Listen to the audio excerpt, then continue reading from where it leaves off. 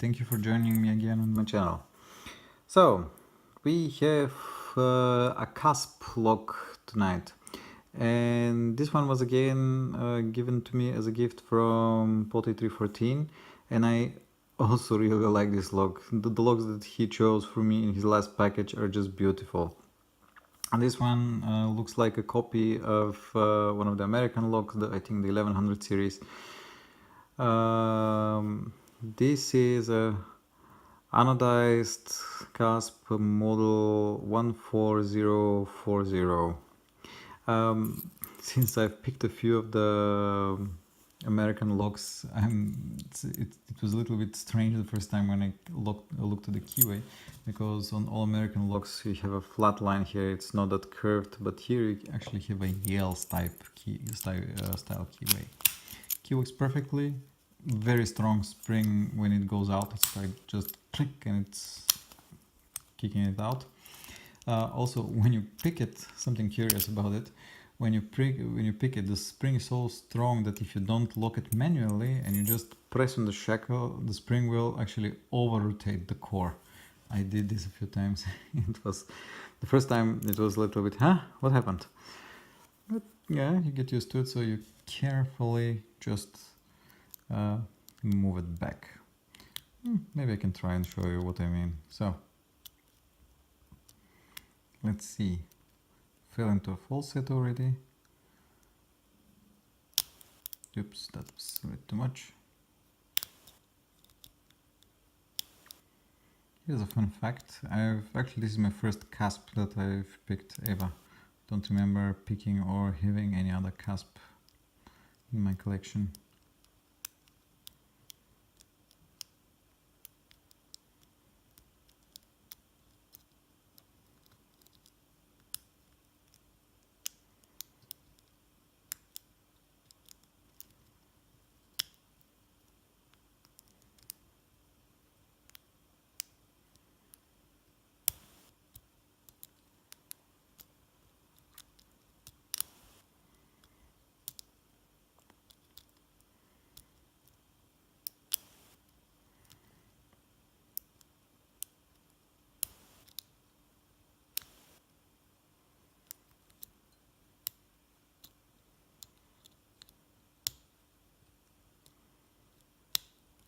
Okay, again into the false set. Let's see now, where is the spool? I think it's number 5. Okay, and there we go.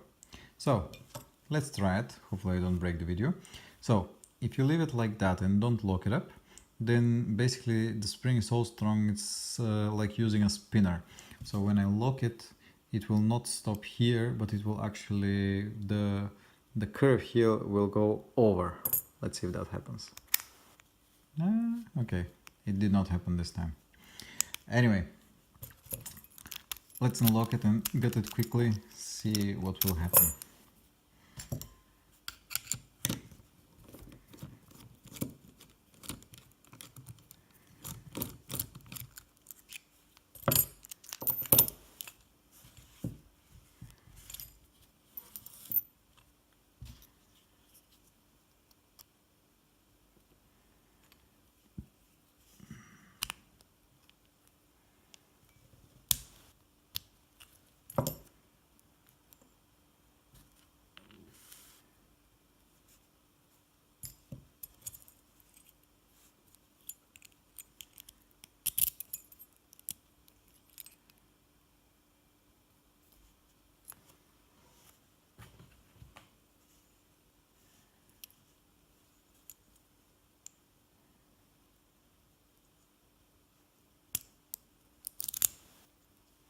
Okay, so this one went painlessly.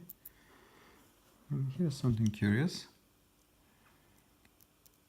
So pin number 6, you actually did not need to pick it, at least not that much, maybe just a slight nudge. I think you can see that it's barely locking anything. Similar situation, but still some spaces on pins 2, 3 and 4. The only real pins that did some significant locking were 1 and 5. So let's see. One standard. Okay, 3 and 4. Oh, sorry, 2 and 3 are actually serrated pins. And 4 is also serrated. 5, I think it's a serrated, and a 6, I don't, yeah, 6 is not a serrated pin. Let's see the core. Nothing special. I don't see any undercuts. Although this one looks a little bit. Let me see if we can see something here.